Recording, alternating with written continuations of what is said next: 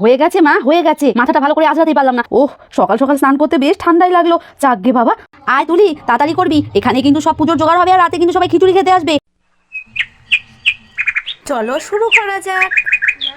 তুলসী তলা ধোয়া হয়ে গেল, সাত সকালে উঠে কত কিছু হয়ে গেল, উঠোনটা গোবর দিয়ে মুছে দিলাম, এখনো কারো ঘুম ভাঙলো না। তুলি দিদি ভাই, তুলি দিদি ভাই, দিদি ভাই, এখনো যে দরজা খুললে না, তা কি উঠবে না নাকি? আজকে তো শিবরাত্রি। এদেরকে বলে আর কাজ নেই, আমি আমার কাজ করি, এদের নিয়ে আর পারি না বাপু। কাল তো মার্কেটে আমিও গেছিলাম নাকি, আর বড় বৌমারও যে আজকে কি হলো কে জানি, যে বউ সাত সকালে ওঠে সে তো এখনো উঠলো না। এই কথা বলে তুলির ঠাম্মির মতো কাজ করতে থাকে, আর তখনই তার বড় বৌমা এসে তাকে বলে, ওহ মা, ও মা, আজ যে আপনি এত সকাল সকাল উঠে পড়েছেন, এত ভোরে উঠেছেন কেন মা? আমি তো উঠতাম। বাহ বাবা, বাহ বড় বৌমা, বাহ, কি কথা ছিরি, আমি তো উঠতাম। বড় বৌমা, উঠতাম বললেই হলো?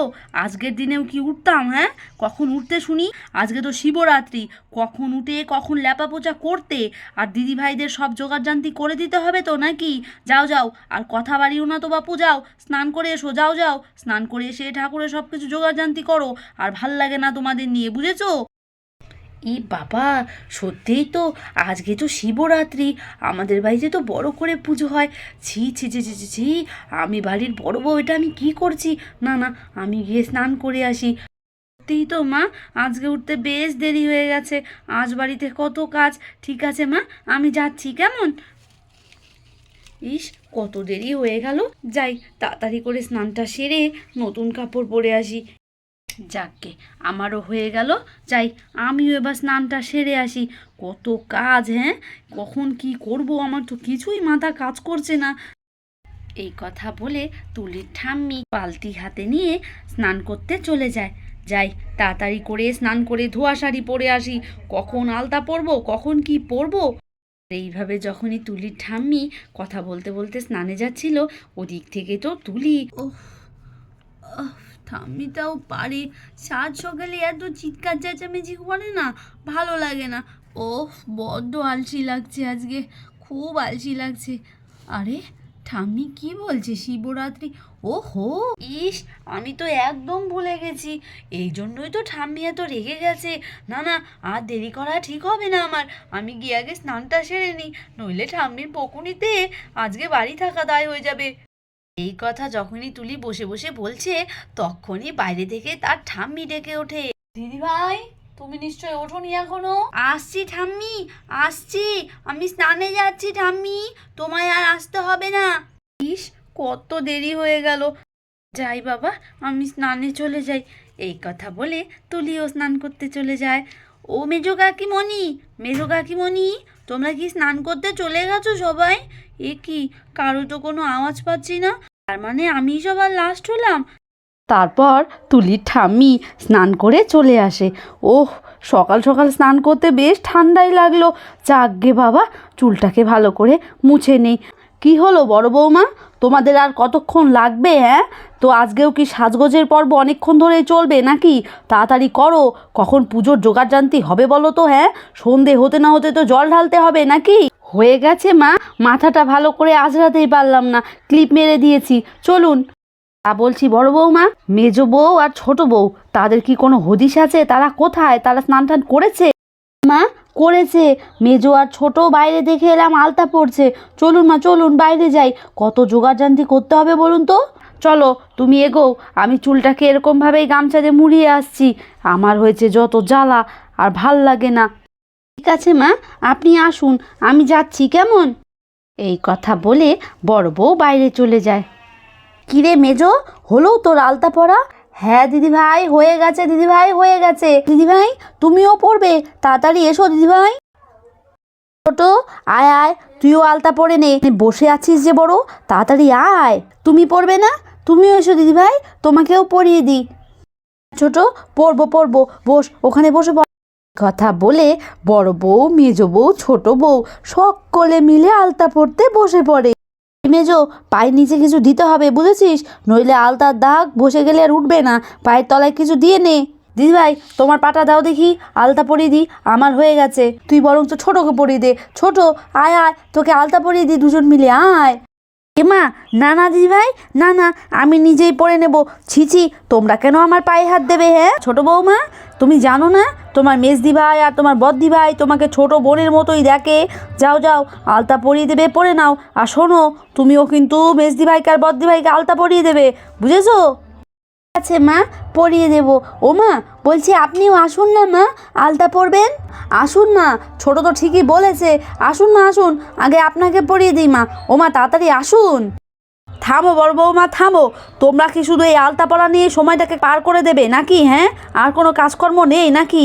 শিবরাত্রির খিচুড়িটা কখন বসাবে শুনি? খিচুড়ি হতেও তো সময় লাগবে, কুটনো কোটা আছে, এখনো জোগাড় জানতি আছে। তাড়াতাড়ি করো বাপু, তাড়াতাড়ি করো, সকাল 8টা বেজে গেল। দিদিভাইও তো উপোস করেছে নাকি? ও ছোট মানুষ, একটু শরবত করে দিতে হবে। তাড়াতাড়ি আলতা পরা শেষ করে পুজোর কাজে হাত দাও। ভালো লাগে না বাপু, একটা কাজ নিয়ে পড়ে থাকলে সেই কাজ নিয়েই পড়ে থাকে। আমার হয়েছে যত জ্বালা। বদ্দি ভাই দেখেছো, মাকে কোনো ভালো কথা বলতেই নেই, এই জন্যই তো আমি মুখে চোখে ভালো করে সাবান না মেখে তাড়াহুড়ো করে স্নান করে এসেছি। দেখো তো আমার মুখ চোখে কেমন হলুদের দাগগুলো ওঠেই নি।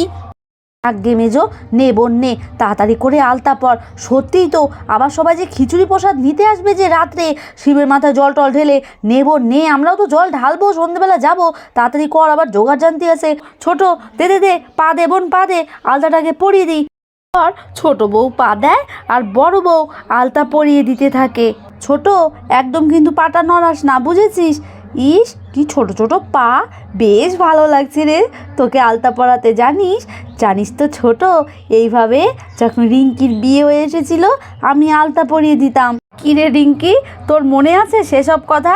তুই যা করেছিস মনে নেই আবার? বদ্দি ভাই তোমায় কিন্তু ভীষণ জ্বালিয়েছি আমি, বলো। জ্বালা কি রে, তুই তো আমার ছোট বোন, আমার বোন হলে কি আমি করতাম না? হ্যাঁ নে ছোট, হয়ে গেছে বোন, হয়ে গেছে, পাটা সরিয়ে নে। আর শোন, তুই গিয়ে মাকে একটু সাহায্য কর। পুষ্পপত্র, ঠাকুরের থালা বাসন সব কিছু বের করেছে মাজবে বলে, তুই ওগুলো গিয়ে কেড়ে নে। আমরা যাচ্ছি, আমরা 3 বউ মিলে মেজে নেব। আর শোন, ঝটাপট করতে হবে, বুঝেছিস? সন্ধ্যের মধ্যে কিন্তু আমরা জল ঢালতে যাবো 3 বউ মিলে, বুঝেছিস? বদ্দি ভাই আমি এক্ষুনি যাচ্ছি। এই কথা বলে ছোট বউ চলে যায়।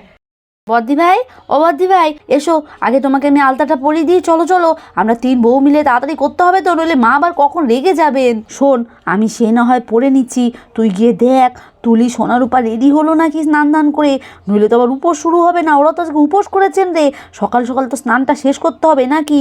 যা যা, নইলে আবার মা চিৎকার করবেন। যেতে হবে না মা, যেতে হবে না, আমি এসে পড়েছি। ও মা, আমি আলতা পরবো তো মা?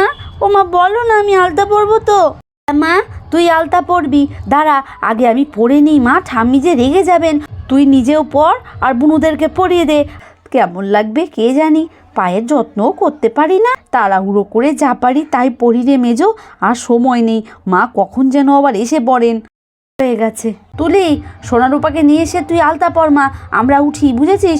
অনেক দেরি হয়ে গেছে, চল চল, আর বসিস না বোন, আর বসিস না, চলো চলো। মা সকালবেলা উঠে অনেক কাজকর্ম সেরেছেন, মাকে আর কোনো কাজ করতে দেওয়া যাবে না। চলো বদ্দি ভাই, চলো চলো। আয় তুলি, তাড়াতাড়ি করবি, এখানে কিন্তু সব পুজোর জোগাড় হবে, আর রাতে কিন্তু সবাই খিচুড়ি খেতে আসবে, এই বলে দিলাম। বেশি কিন্তু দেরি করবি না, সোনারূপাকেও ডেকে আন। এই যো আয়, আর দেরি করিস না, আয় আয় আয়, হাঁটা দে হাঁটা দে। এই কথা বলে বড় বউ আর রিঙ্কি চলে যায় পুজোর জোগাড় করতে। রূপা আলতা পরবি, আয় তাড়াতাড়ি কর, আলতা পরিয়ে দেব। এসে গেছি দিদি ভাই, এসে গেছি, আমাকে পরিয়ে দে, আগে আমায় পরিয়ে দে দিদি ভাই, আলতা পরিয়ে দে। তুই এলি, রূপা কোথায়? রূপাকে ডেকে নিয়ে আয়। ছোট্ট বন্ধুরা, আজকের মতো এখানেই শেষ করছি। এর পরবর্তী অংশ এর পরের ভিডিওতে তোমরা দেখতে পাবে। তাহলে আজকের মতো এখানেই শেষ করছি। সবাই ভালো থেকো, সুস্থ থেকো, আর আমাদের পুজো দেখো। টাটা।